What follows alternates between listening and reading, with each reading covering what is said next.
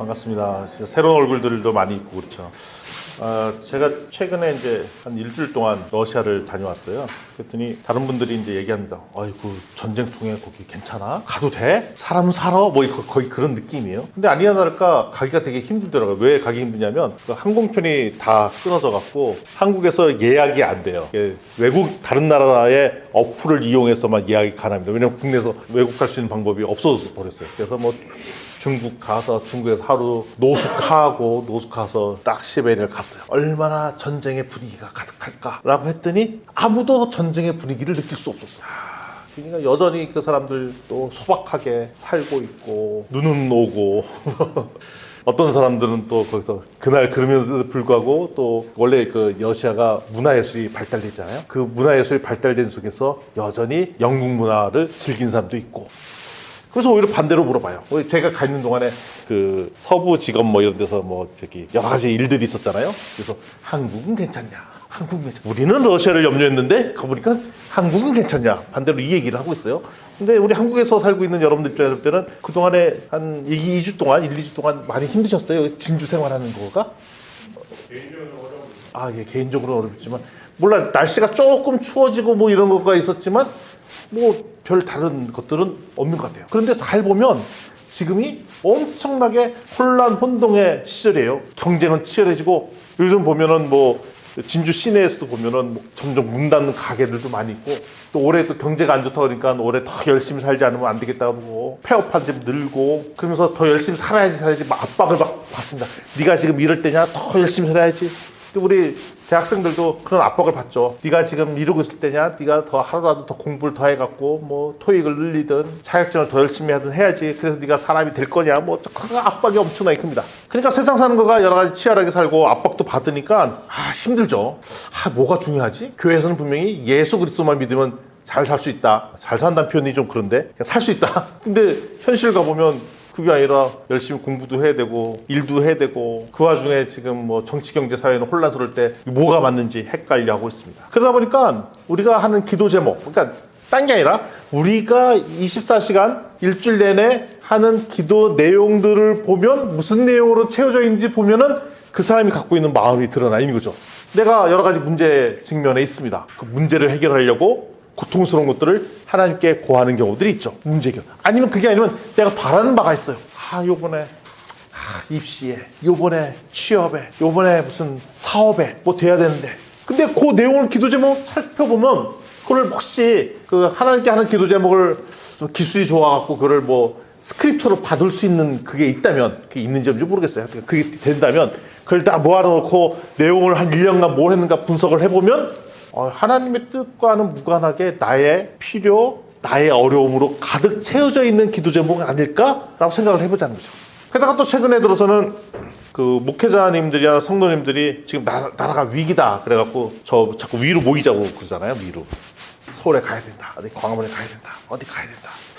근데 좀 헷갈려요. 나라가 위기라고 하는 거는 뭐 맞는 것 같은데 이게 그래서 내가 집회를 나가고 행동하는 거가 과연 하나님의 뜻을 이루는 것이랑 맞는가? 아니면 이게 정치적 목적을 다루는 거가 맞는가? 근데 보면은 우리가 정치적인 걸로 이제 국민의힘도 있고 대통령 쪽도 있고 민주당도 있는데 기독교인들은 양쪽이 다 있긴 한데 내가 누구를 지지한다는 거가 그 하나님 나라를 확장하고 나가는 거랑 관련이 있는지 아니면 정치적 목단으로 수단으로 쓰인 건지 또 헷갈립니다. 이게 도대체 어떻게 된 것이냐. 어찌됐든 지금 여러 가지 상황들이 우리를 혼란스럽게 하고 혼동스럽게 하는데 오늘 읽은 히브리서 1장 5절부터 14절 말씀은 과연 이런 혼란 혼동 속에서 예수 그리스도께서 우리가 무엇에 집중해야 될지를 알려주는 거다. 우리가 흔들릴 때 흔들리지 않는 그 가이드라인을 오늘 주신다. 누가? 예수 그리스도께서. 그런 놀라운 축복들을 우리 진주 비전교회 성도들이 누렸으면 좋겠습니다. 아멘. 아멘. 5절을 보면 오늘 성경 본문에 5절에 이런 표현이 나옵니다. 너는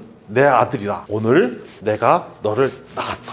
또 7절에 보면 이런 구절이 있습니다. 그의 천사들을 바람으로 그의 사역자들을 불꽃으로 삼으셨느니라 라고 딱 표현되어 있어요. 천사는 철저히 도구라고 얘기를 하고 있어요. 왜냐면 불꽃이에요. 바람이고 불꽃이고 바람입니다. 그러니까 천사는 하나님의 명령을 수행하는 영이죠. 섬기는 영이죠. 하나님의 필요를 채워주는 도구에 지나지 않는다라고 딱 7절에 딱 적혀 있어요. 그게 왜 얘기하냐면 지금 우리가 천사를 숭배하거나 이러지 않잖아요. 천사. 우린 천사하면 생각나는 게 뭐 우리 주일학교 때 했던 전 청년대학교 때 많이 했었어요. 옛날에 마니또 게임 해갖고 천사 게임 해갖고 이름 적어놓고 적어놓으면 돌아가면서 일주일 동안 난 누구의 마니또가 돼. 마니또가 천사 뭐 이렇게 적어갖고 근데 그 대상자가 알면 안 돼. 몰래 살짝 이렇게 도와주고 이런 걸 해본 적이 없으시구나. 저희 때는 그런 걸 좀 했었어요. 예, 막 계속 도와주고. 그러니까 천사 같은 분이 도와주시고 있어요. 그리고 우리가 기도 제목에 이럴 때가 있어요. 우리 단기 선교를 보내거나 장단기 선교사를 이렇게 보내고 그럴 때 간혹 하는 기도 내용 중에 뭐 천사 같으신 분을 붙이시고 머리부터 발끝타서 어려울 때 천사가 나타나서 뭐 해주시고 뭐 기름 부으시고 막 이런 기도 제목을 놓고 기도한단 말이죠. 그러니까 은연중에 우리의 간접적으로 우리의 어려운 일이 생겼을 때 돕는 도우미가 누구? 천사 이렇게 생각을 했고 실질적으로 구약에 보면은 신약에 보면 천사 역할들이 꽤 많이 나오는 것을 알 수가 있어요. 전쟁에서도 도와주고 어려울 때 도와주고 그 다음에 실질적으로 그 아브라함이나 뭐 이럴 때 보면 천사가 나타나서 실질적으로 어떻게 도움을 주는 가이드라인을 주는 것들을 볼 수가 있었어요. 그러다 보니까 이런 생각이 드는 거예요. 유대인들 중에는 아니 하나님은 잘 만나기 쉽지 않잖아요. 숭배는 하고 그리고 그 당시에는 제사장들만 예배를 드리고 지성소에 못 들어갔으니까 일반 평 유대인들 같은 경우는 제사는 유대인 그 레위 지파들이 하고 나는 실제로 도와주는 사람 누가? 천사가 도와준다라고 생각을 했었죠. 천사가 나타나. 그래서 이런 얘기를 하는 거예요. 일부 성도들 중에서는 초대교회 성도들 중에서는 천사를 과다하게 우상 숭배하듯이 믿었던 사람들도 나타났고 그리고 실질적으로 삶 사는 데서는 천사의 도움만으로 충분히 살 수 있다고 생각하는 사람들도 생겨났었어요. 아니 나는 그럼 하나님을 믿고 그리고 실제 생활할 때는 이 땅에서 잘 살기 위해서는 천사의 도움만 잘 받으면 되지 굳이 뭐 복잡하게 살 수 있지 않을까? 그리고 심지어 이런 사람도 있었어요. 예수님이 천사 같은 분이네. 보니까 예수님의 행동을 보면 뭐 아픈 사람 고쳐주고 막 그러잖아요. 그래 예수님께 가서 도와주면 그 역할이 나를 도와주고 하는 거니까 천사 같은 분이네. 그래서 헷갈리는 사람이 나타나기 시작했어요. 예수님 이퀄 천사. 천사는 예수님. 근데 보니까 로마인들이나 전통 유대인들은 예수 그리스도 믿으면 싫어하니 그럼 굳이 내가 예수 그리스도 믿는 게 아니라 왜냐면 천사 같은 분이고 굳이 믿을 필요가 있나? 라고 생각을 해서 초대교회 성도들이 다시 유대교로 이렇게 전환해 가는 사람들이 나타나기 시작했습니다. 현실적으로 볼 때는 천사가 다 된다는 거죠. 근데 오늘 선언적 말씀 7절에 뭐라고 얘기하냐? 바람이다. 불꽃이다. 이건 뭐냐면 바람은 지나가잖아요. 일시적인 도구일 존재이지 우리의 구원의 삶의 목적이 될 수 있다 없다? 없다. 라고 얘기를 하고 있어요. 오히려 5절에 그렇게 나옵니다. 예수 그리스도가 아들이다. 천사 중에 누가 아들이라고 얘기해 분이 있냐. 근데 이 구절이 이미 구약의 사무엘서에 나왔던 본문들이에요. 다윗을 지칭하고 다윗의 아들 할 때 이렇게 딱 얘기했던 본문이 딱. 그래서 유대인들이 딱 봤을 때 이 본문을 보자마자 딱 알았어요. 예수 그리스도가 그 왕의 후에 그 하나님의 아들의 후에 그들이란 말이냐? 라고 딱 알아들었어요. 심지어는 6절에 뭐라고 기록되어 있냐면 마다들을 이끌어 세상에 다시 오시게 하실 때 이렇게 나왔어요. 세상에 다시 들어오게 하실 때라고 기록했어요. 이게 뭐냐면 재림 때를 얘기하거든요. 재림 때까지 이 세상 끝날 때까지 계실 분이 누구다? 예수 그리스도다. 천사는 아니지 않느냐. 그러니까 히브리서 첫 구절에 이 얘기를 하는 건 뭐냐면 우리를 헷갈려 하는 거예요. 우리 굳이 뭐 예수님 안 믿어도 되지 뭐 천사 믿고 그냥 유대교로 돌아가면 되지 라고 얘기할 때 그거 아니다 라고 얘기하는 겁니다. 천사는 보조품이고 예수 그리스도 영원한 하나님의 구세주 그 다음에 재림 때도 다시 오실 그분 이렇게 선언을 하는 거죠. 따라서 우리의 삶의 방향이 어디 있는가 잘 살펴볼 때가 있습니다. 그럼에도 불구하고 아까 맨 처음에 그 얘기 했잖아요. 우리의 1년치 기도했던 기도 내용들을 기술이 좋아서 스크립터를 이렇게 받아서 내용을 이렇게 본다면 아마 깜짝 놀랄 거예요. 내가 이런 기도를 했을까? 근데 그 기도의 상당수 내용이 그냥 내가 지금 사업이 꼬여있는데 내가 입시 문제, 취업 문제 이걸로 가득 채워 있다면 내가 그리고 우리 가족에 우환이 있어요. 아픈 분들이 계세요. 어려움이 있어요. 그럼 내용이 한 90% 이상 그 내용으로 가득 차 있다면 혹시 우리가 믿는 예수님, 우리가 믿는 교회를 믿는 건 아니죠. 교회는 모임 됐죠. 하나님이 혹시 나의 어려움을 해결할 아니면 나의 축복을 위한 도구로서 쓰는 것이 아니냐라고 물어보죠. 예수님은 우리의 필요나 부족함이나 어려움을 채우는 분이 아니라 우리의 경배의 대상이십니다. 그렇게 선언을 하는 겁니다. 오직 예수 그리스도를 경배하라. 신앙이 우리의 문제, 고통스러운 점, 그다음에 우리의 희망사항, 축복사항들을 채워주는 수단으로 전략할 때 우리의 방향이 흐트러진다는 거예요. 우리의 존재 가치가 흔들려져 버린다는 얘기를 하고 있습니다. 따라서 결국 우리는 초점이 예수 그리스도의 어떤 관계를 만들고 있고 오직 예수 그리스도만을 경배하는 삶을 우리가 살고 있느냐라고 물어보는 게 히브리서 1장 5절부터 7절까지 이야기예요. 그러면 이렇게 얘기하면 그래 무슨 과정, 수단 이런 건 별 중요하지 않고 기승전 예수 그리스도만 믿으면 된다는 거 아니냐라고 생각할 수 있습니다. 그런데 예수님께서는 히브리서를 통해서 과정도 되게 중요하다고 얘기했어요. 근데 과정의 도구로서 천사를 쓰는 게 아니라 새로운 방법을 제시해 주고 있어요. 8절에 보면 이런 얘기가 나옵니다. 제가 한번 읽어볼게요. 주의 보좌는 영영하며 주의 나라의 규는 공평한 규이니이다 라고 얘기해요. 이게 뭐냐면 예수님께서 이 세상을 통치하고 있는 원칙, 원리를 말씀하고 계신 거죠. 예수님께서는 이 세상을 통치하는 도구를 천사를 활용해서 하겠다는 것이 아니라 정의와 사랑으로 하겠다라고 선언하고 계세요. 방법론이 정의와 사랑인 거죠. 이거 어려운 거예요. 정의와 사랑. 우리 사복음서에 내내 나왔던 공의와 정의와 사랑 이야기가 여기 또 나온 거예요. 그러니까 방법론으로 수단으로 천사를 쓰는 게 아니라 우리가 기도했고 잘 돼갖고 장사가 잘 되고 사업이 잘 되고 아니 이런 얘기 했어요. 우리 옛날에 그런 얘기 들었어요. 아니 하나님께서 기독교인들을 많이 쓰려면 사업도 잘 되고 장사가 돼서 그 장사가 잘 되고 사업이 잘 되고 좋은 때에 학교도 좋게 되고 그래서 좋은 데 취업도 되고 높은 자리 가면 그걸로 할 일이 많게 돼서 결국 이 세상을 이렇게 하지 않겠느냐라고 얘기했어 우리 저희 때. 그래갖고 열심히 크리스찬 사람은 세상 사람도 열심히 살아야 돼, 공부도 열심히 해야 돼 라고 했었어요. 저희 때 그랬다는 얘기예요. 여러분들한테 요구하는 거 아니다.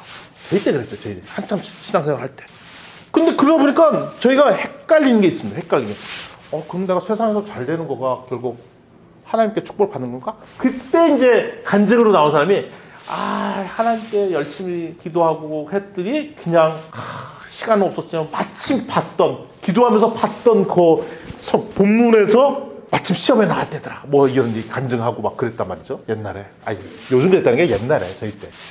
마침 시간이 없었는데 뭐 오늘 어딜 전도하러 가느냐 마느냐. 그런데 내가 전도에 자리에 갔더니 그 다음날 시험 공부를 하나도 안 했는데 그때 마침 학교에 물이 생겨갖고 시험을 안 봤대더라. 그래서 낙제를 면하게 해줬대더라. 이런 간증을 저희 때 했었어요.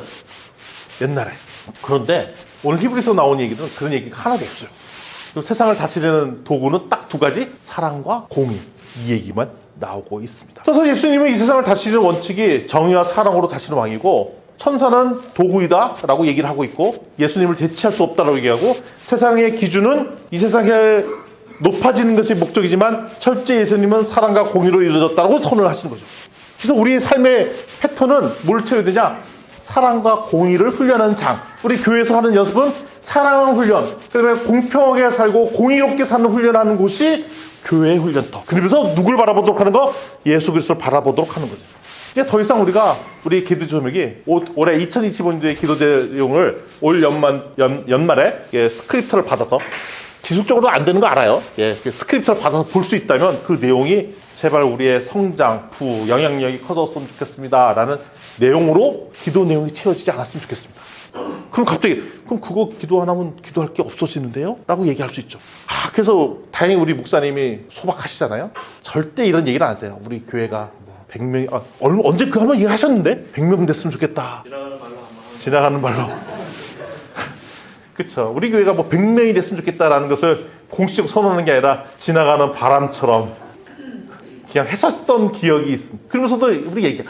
100명만 되면 우리 할 거 되게 많은데 선교사 파송, 교육 시스템 제대로 들어가고 뭐도 하고 100명만 되면 될 수 있겠는데 하는데 그걸 공식적인 표로 선언하지 않았어요. 근데 연초에 맨날 많은 교회나 많은 선교단체들이 그렇잖아요. 목표를 할 때 숫자를 넣잖아요. 올해 성도 얼마, 선교사 파송 몇 명. 근데 그게 나쁜 게 아니에요. 그거 좋죠. 왜냐면 그런 숫자를 딱 적으면 목표를 정해서 우리가 몰입을 하니까 성과지표가 만들어지니까 그게 좋은 지표 중에 하나예요. 그러다가 한 6개월 정도 지났는데 그 목표 수치에 안 맞아? 좀 안 돼. 그러면 우리가 연초에서 했던 목표 수치에 안 맞으니까 더 열심히 해야 되지 않겠냐고 동원하고 모집하고 행동하고 이런 중요한 가이드라인은 되지만 그것이 과다하게 몰입하게 되면 어떤 효과가 되면 예수 그리스도를 바라보는 게 아니라 우리 교회의 목표, 성장 지표만 바라보게 될 가능성이 있다는 얘기를 하고 있습니다. 근데 그것이 내재화가 되면 어떤 현상이 나냐면 내가 일상에서도 삶을 살잖아요. 매년 좋아져야 돼. 올해 학점을 3.5 받았으면 다음 학기에는 얼마 받아야 돼? 3.7 받고 그 다음에는 4.0 받고 항상 장학금 받고 시작은 미약했지만 3.0으로 시작했지만 졸업할 때는 창자리라 4.0 졸업하고 소은아 화이팅! 미약했지만 돌아가서는 그냥 뉴스에 나오고 막 왜 이렇게 공부 잘했니? 그러고 복학을 예정인 우리 동아야 대박 나고 그게 나쁜 건 아닌데 거기에 과다하게 몰입하게 될 가능성이 있더라는 얘기입니다. 근데 단 한 번도 성경에는 그거를 중간에 수단으로 쓰라는 얘기 아니라 오로지 정의와 사랑, 우리가 삶을 살면서 얼마나 공의로서 삶을 살았는지, 얼마나 그 과정에 우리가 만난 수많은 사람들 사랑할 증거인지가 중요한 지표지, 그 목표 지표를 그렇게 세우라는 말을 하지 않고 있습니다. 그런 측면에서 볼 때는 지금 나라가 위기다라고 하면서 막 행동에 나서시는 분들이 많이 있잖아요. 그때 헷갈린 게 있어요. 우리가 지금 서울로 가서 해야 되는 이유 중에 하나가 이것이 하나님의 정의와 사랑을 드러내는 것입니다. 인지 아니면 정치적 목적을 달성하기인지를 스스로 생각해 볼 때라는 거예요. 하나님의 정의와 공의를 드러내자고 하면서 방법은 폭력적인 방법을 쓴다든지 아니면 누구를 막 미워하는 저주하는 마음이 생긴다든지 그럼 곰곰이 따져봐야 되죠. 이게 하나님이 얘기하시는 정의와 공의가 맞는가? 스스로 자문을 해봐야 된다는 거죠. 그러면 막 섞여져 있을 가능성들이 많이 있습니다. 그럼 결국 우리는 누구를 바라보느냐? 히브리서 1장 10절부터 12절에 그 얘기가 나와요. 특별히 12절 말씀을 보시면 12절을 보시면 그 얘기가 나옵니다. 그것들은 변할 것이나 그것들은 옷과 같이 변할 것이나 주는 여전하여 연대가 다함이 없으리라 하였으나. 옷도 변하죠. 제가 진짜 옷 사는 거 되게 싫어요. 그래서 귀찮아. 가서 옷을 막 입고. 그래서 하다 보다 못하게 그냥 아내가 제발 좀 옷을 사 입어라도 사다 줘. 솔직히 말씀드리면 나랑 분위기가 맞는지 안 맞는지 모르겠어. 그렇지만 그렇다고 내가 골라서 사는 게 귀찮으니까 그냥 입어. 그리고 집에 옷들이 막 있잖아요. 그냥 주구장창 좋아하는 거 옛날 거 그대로 또 입어. 그럼 옆에서 그래요. 아니 당신은 주구장창 그것만 입느냐? 한 10년 전에. 근데 난 그냥 그게 편하니까 입는데 결론적으로 10년 된 옷도 결국은 갈아요. 변해요. 보풀하게 생겨요. 없어져요. 낡아져요. 나는 옛날 게 좋다 해서 오래된 옷을 입고 막 그런 걸 좋아라 하는데 최근에 신은 양말 중에는 제가 한 15년 전에 학교 행사 때문에 제작한 양말이 있거든요. 그게 아직도 그대로 있는 거야. 양말 잘 났는데 이게 15년 된 양말이네? 그래서 그걸 신으면서 뿌듯해 또. 그런데 알죠? 얘도 이제는 떠날 날이 되는구나. 15년 됐어요. 제가 이번에 러시아 갔다 깜짝 놀랐어요. 아니 그 차를 타라는데 2차 세계전 직후에 나온 차 같은 차를 타고 가는 거예요. 아직도 굴러가. 이게 어떻게 된 거야? 아직 공장에서 부품이 나와요. 그래서 고쳐 나가는 거죠.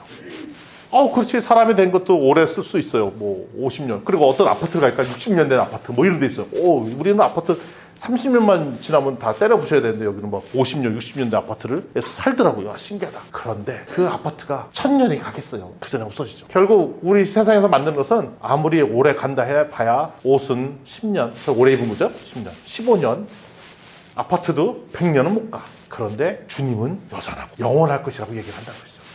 천사가 도와줘 봐야 한계가 있고. 지금 우리가 막 건강 챙기고 그러잖아요. 제가 아시잖아요. 제가 옛날에 바디 프로필을 찍고 엄청나게 몰입했을 때 그때 되게 열심히 했던 거 아시잖아요. 저희 변모를 다 보셨잖아. 지난 7, 8년간의 저의 몸이 좋았다가 나빴다 과정을 봤잖아요. 근데 알아요.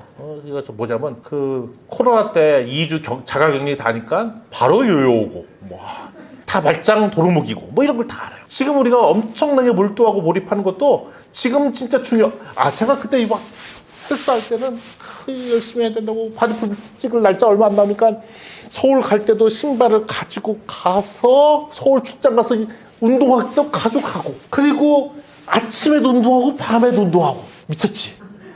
그렇게 몰입하다가 끝나니까 내가 과연 언제 그랬냐는 듯이 안 해버리고. 그러니까 제가 지금 생각하는 거가 지금 막 몰입하고 노력하는 거의 상당수는 그때뿐이고 이것이 5년 10년 지나고 보면 내가 언제 그랬냐 듯이 흐트러지는 것이 대부분이라는 것이죠.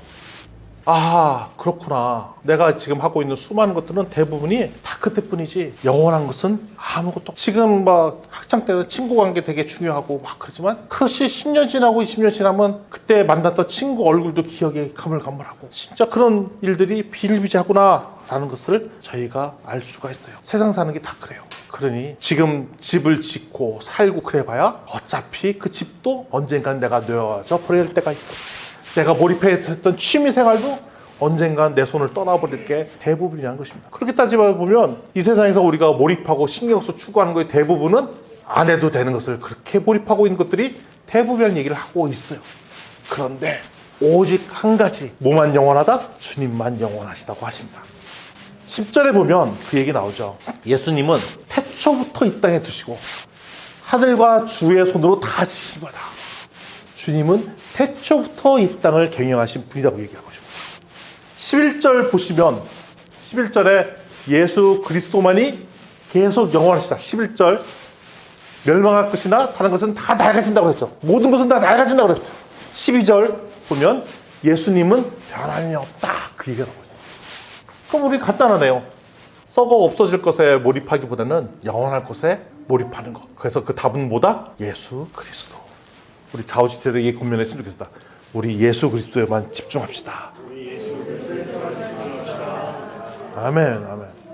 지금 세상이 엄청나게 흔들리죠. 변함없죠. 세상은 흔들리지 않는 믿음을 달라라고 막 그러잖아요. 그래서 우리가 예수 그리스도에 이렇게 소망을 띄우는 이유가 세상이 흔들리니까 썩어 없어질 것에 소망을 두지 말아야 된다는 거예요. 제가 이번에 러시아 갔다가 깜짝 놀란 게 있습니다. 그러니까 난 러시아가 뭐 전쟁통이고 난리 판이고 뭐 그럴 줄 알았어요. 그 다음에 미국이 이렇게 제재를 해갖고 이게 통관이 안 되잖아요. 그랬더니 뭐냐면 우리가 우리 돈을 거기서 환전할 수 있는 방법도 없어. 그리고 우리가 카드를 가져가면 카드 결제가 안 돼. 돈을 쓸 수 있는 방법이 없어. 그러면 러시아 경제가 막 엉망진창일 거 아니에요. 가봤더니 그냥 그런 줄 알고 살아. 그냥 자급자족해서 살고 농사 짓고 살고, 그래서 여전히 그냥 오페라 즐기고 소설 읽고 도스토옙스키, 톨스토이 다 이런 분이 거기잖아요. 제가 역사를 찾아보니까 거기에 보면 그 제2도시가 있어요. 상트스부르크라는 그 도시가 있어요. 거기를 간 거인데 거기가 2차 세계대전 때 독일에 거의 한 1년을 포위를 당했었어요. 근데 포위를 당했는데 그때 수많은 사람들이 사람이 생겨났대요. 왜냐면 물건이 공급이 안 되니까 굶어 죽는 사람들이 막 나타나고 그랬대요. 그런데 그 와중에도 오페라 장소에서는 오페라를 하고 시인은 시를 쓰고 책을 읽고 그랬다는 거 아닙니까? 그 전쟁을 통해서도. 야, 우리는 당장 먹을 게 없으면 죽는 줄 알고, 강대국이 협력하면 다 죽는 줄 알았더니, 진정한 가치를 바라보는 사람들은 이렇게 오래 버티네라는 것을 봤단 말이죠. 그런데 생각외로 러시아에 그 독실한 크리스찬 숫자가 꽤 많이 있는 거예요. 우리는 러시아 정교회 뭐 이러면 느낌이 카톨릭 자꾸 생각을 한다. 카톨릭. 그 우상 성기는 카톨릭 뭐 이러잖아요. 근데 엄밀히 따지면은 그 개신교가 둘로 쪼개서 서방교회, 동방교회로 나뉘는데 서방교회 라인이 우리 라인이고 동방교회는 그 무슨 이집트에 가면 콥트교, 뭐 러시아 정교 뭐 이런 라인이에요. 근데 느끼면 뭐냐면 이 사람들을 조금 좀 이상한 사람들이라는 우리 선입견들이 있어요. 왜냐면 그 사람들은 그 가톨릭 아니야? 그럼 우리 가톨릭 아니고 우리 개신교인데도 우리 그런 느낌이 있단 말이죠. 근데 그러면서 오히려 순박한 믿음을 지키고 버티는 사람들이 있구나. 그래서 이런 느낌인 거예요. 야, 지금 전 세계들이 지금 새로운 신을 섬기잖아요, 우리도. 무슨 신? 만몬신, 돈신. 근데 러시아에 있는 그 소박한 그 기독교인들은 어차피 지금 경제적 제약이 있으니까 소박하게 그냥 믿음 지켜서 공동체 생활하는 사람들이 꽤 있는 거예요. 야, 오히려 이런 하나님께서 미국의 경제 제의를 통해서 오히려 믿음의 순수성을 보호하시네 라는 것들을 보게 되는 거예요. 그래서 내가 확실해진 게 진짜 이 세상 돈으로 사는 거 아니구나. 우리는 가장 자본주의 끝판왕에 있기 때문에 하루도 돈 없으면 못 산다고 살죠. 근데 실제 그래요. 왜냐면 백지 생활하는 사람이 서울 가면은 하루도 돈 없으면 서울에서 못 살아. 그쵸? 하루도 돈을 못 벌면 당장 지주대로 와야 돼. 살 수가 없어. 그렇구나. 그래서 알게 된 게 있죠. 우리가 흔들릴 때 흔들리지 않는 하나님만을 바라봐야 되고, 세상이 불확실하고 미래가 흔들릴수록 우리는 변하지 않는 예수 그리스도만을 바라봐야 된다. 올해 분명합니다. 경제적 위기가 더 있을 거예요. 미국 대통령 바뀌었고, 그 다음에 우리나라도 올해 또 정치적인 문제 때문에 또 대통령이 이렇게 어떻게 될지 잘 모르는 상황들이고, 경제적으로 어려울 거라고 예측되고 뭐 그런 얘기를 합니다. 근데 그건 실제적으로 그렇게 일어날 것 같아요. 분명한 2025년도 진짜로 우리나라와 전 세계가 많이 흔들릴 거예요. 그래서 막 우왕좌왕하고 일로 갔다 절로 갔다 막 그럴 거예요. 그러면서 교회를 열심히 다녀봤더니 먹을 게 안 생겨. 이럴 때 우리는 교회를 다니기 때문에 사업도 잘 되고 부자가 되고 이런 것을 기대하는 것이 아니라 오히려 이 세상 흔들릴 때 흔들려는 예수 그리스도만 바라볼 때 하나님께서 우리를 보호하실 거다라는 약속을 오늘 주신다는 겁니다. 아멘. 세상 흔들린다고요? 흔들릴 거예요. 얼마나 흔들릴 거예요? 많이 흔들릴 거예요. 그래서 교회에서 하나님께 기도했더니 떡 하고 사업이 잘 되고 돈 잘 벌까 기대가 된다 안 된다? 안 된다. 안 된다. 그런데 하나님께 믿고 예수만 믿고 살았는데도 그냥 사라지더라. 어떻게 살았느냐? 그게 신비죠. 거기서 기적이 일어나는 거야. 분명히 이 사람 굶어 죽어야 되는데 버텨. 그때 우리 뭐라고 그러냐? 은혜라고 얘기하는 거죠. 잘 모르겠는데 그냥 사라지네요. 그러면서 이 사람이 그냥 분명히 객관적으로 다 어려운 게 맞는데 그냥 하나님을 찬양하고 기뻐하고 기쁨이 가득해. 주변의 사람들이 맨 처음에 어떻게 생각하겠어요? 저 사람 분명히 실업도 되고 버는 것도 없는데 버티고 살고 그러면서 하나님을 찬양하고 살아. 그럼 어떻게 생각했어요? 주변의 사람들이 미쳤다고 생각하지. 저 사람이 교회 다니더니 미쳤구만. 단단히 미쳤구만. 아이고 많이 힘든가 보네. 근데 이 사람이 계속 상황이 어려운데도 기쁨이 가득해. 그럼 그때 세상 사람이 모아서 물어본 거예요. 아니 이렇게 사는 비법이 뭐예요? 예수 그리스도요. 예수 그리스도 믿을 때 사라져요? 예, 사라집니다. 내가 당신의 그 재무제표 상황을 보니까 사라지는 수가 없는데 그래서 신비롭네요. 그럼 어떻게 사는데? 그냥 은혜로 살아요. 그래? 그럼 내가 그 은혜에 부스라기도 좀 얻어갈 수 있는 방법이 있을까? 라고 물어보겠죠? 예, 있습니다. 어떻게 하면 되는데? 진주 비전교회 오세요. 같이 그 은혜를 맛보자고요. 라고 얘기를 한다는 거죠. 그래서 우리는 세상은 흔들리지만 하나님께서 우리에게 요구하시는 것은 흔들리지 않는 믿음. 계산은 나온다 안 나온다? 계산은 안 나온다. 아니, 저는 사실 무슨 계획적으로 뭐가 안 잡혔으면 되게 불편한데 그리고 뭐가 플랜이 안 짜진 거에 대해서 되게 불편해요. 근데 하나님에 대한 믿음과 신앙과 이거는 그 계산으로 해결되는 영역이 또 아니에요. 잠시 계산을 접고 하나님께 대한 소망을 두고 변하지 않는 주님만 바라보자는 것이죠. 13절에 가면 이런 말씀이 나옵니다. 잠깐 띄워주시면 13절에 이런 얘기 나오죠. 내가 내 원수로 내 발등상에 되게 하기까지 너는 내 우편에 앉아 있으라. 뒤에 계시록에 나올 법한 얘기고 이게 창세기도 나온 거잖아요. 여인의 후손이 발등상에 내 원수의 머리를 짓밟는 얘기가 나오죠. 근데 이게 예언이 돼 있단 말이죠. 결국 이게 언제까지 되냐면 주님 다시 오실 때까지 원수의 머리가 여인의 후손의 발등상에 머리가 깨어지는 그날까지 이게 계속된다. 그리고 모든 원수들이 예수의 발 아래에 무릎 꿇을 때까지 계속 이렇게 될 것이다 라고 얘기를 하시죠. 그러니까 그 얘기는 뭐냐면 세상 흔들 때가 불안한 거는 뭐냐면 결론을 잘 모르기 때문에 불안한 거거든요. 제가 전에도 말씀드렸잖아요. 우리 아내가 왜 축구 경기를 못 보는 이유 무서워서 못 봐요. 그래서 2002 월드컵 때 열심히 봤는데 우리 아내는 옆방에 가서 기도를 하는지 아닌지 모르겠지만 무서워해요. 한골 때. 그다가 이제 아파트 잔치에서 막 골 넣고 난리가 소리 나죠. 그럼 그때 막 나와. 어떻게 됐어? 이렇게 됐어? 그래 다시 무서워. 그래 들어가. 그럼 못 봐. 무섭대. 축구 경기가 무섭다는 얘기는 처음 들어봐요. 공포 영화다. 왜? 뭐가 무서워?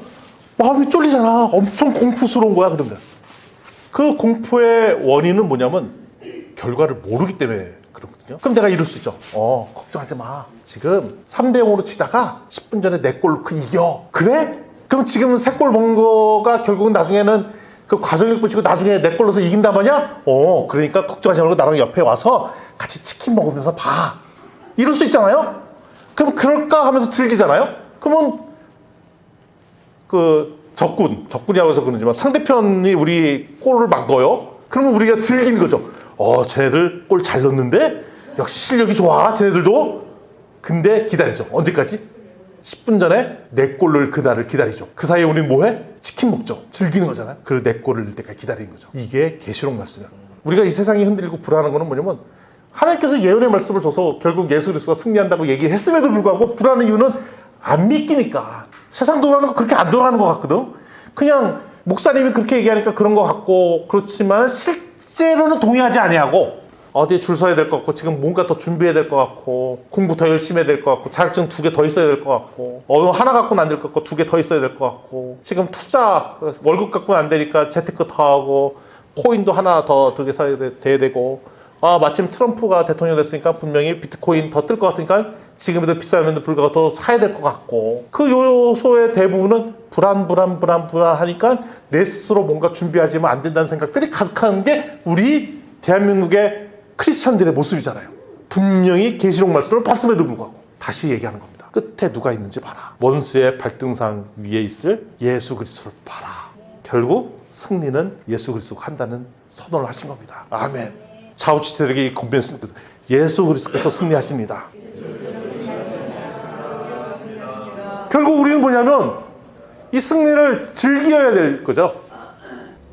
상대편이 골을 넣을 때 쟤네 잘하네. 세상 흔들릴 때 더 흔들리겠네. 그렇지만 기다리죠. 내 골을. 우린 기다리죠. 예수 그리스도의 승리날을. 우린 기다리죠. 모든 민족이 천국 복음의 증거로 말미암아 다시 회복된 그날을 기다리는 거죠. 차이점 2가지예요. 우리 생전에 보느냐, 천국 가서 보느냐. 이 차이뿐이에요. 그래서 사실은 우리 하나님을 믿는 사람들은 죽으나 사나 똑같아요. 먼저 천국 가 있느냐, 좀 천천히 가 있느냐, 그 차이예요. 자, 그래서 우리 스스로 다짐해 봅시다. 우리 단순하게 하나님을, 예수님을 우리 문제 해결의 도구로 생각하는 신앙에서 벗어나서 예수 그리스도의 승리, 영광을 증거하는 삶을 우리가 살았으면 좋겠습니다. 주님 오실 것입니다. 아멘. 그러면서 우리가 하는 여러 가지 행동들이 진정한 화해와 사랑을 이루는 방향인지, 아니면 갈등과 대립을 초래하는 그것인지 다시 한번 바라봤으면 좋겠습니다. 우리 좌우지체들에게 다시 한번 권면했으면 좋겠습니다. 흔들리지 맙시다. 오직 예수 그리스도만 바라봅시다. 아멘, 아멘. 세상은 두렵게 하지만 두렵지 아니하게 우리를 보호하시는 주님만 바라봤으면 좋겠습니다. 오직 구원은 여호와 하나님께 있음을 우리가 고백했으면 좋겠습니다. 우리 함께 좀 찬양하면서 좀 나아갔으면 좋겠습니다. 보라, 너희는 두려워하지 말고, 보라, 너희를 인도하시는 오직 주님만 바라봤으면 좋겠습니다.